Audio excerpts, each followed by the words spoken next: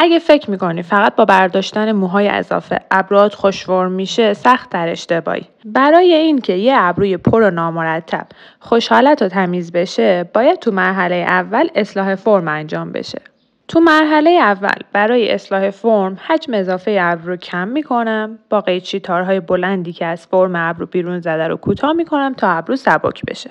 همزمان با سبک کردن ابرو قیچی رو به نحوی انجام میدم که ابرو فرم دلخواهم رو بگیره. نکته کلیدی و مهمی که وجود داره شونه یا همون برس کشیدن مرتب ابرو قبل و بعد از هر مرحله است که باید حتما رعایت کنید. تو مرحله بعدی با تیغ قسمت‌های اضافه رو مرتب می‌کنم تا حالت اصلی ابرو مشخص بشه و موقع برداشتن موهای ابرو فرم کلی به هم نخوره. بعد از اینکه با قیچی و تیغ فرم کلی ابرو رو درآوردم، شروع می‌کنم به صورت خطی تمیز کردن زیر ابروها و در راستای یک خط زیر ابروها رو برمی‌دارم. این مرحله مهمه چون اگه زیر ابرو ناهماهنگ برداشته بشه، فرم ابرو به هم می‌ریزه.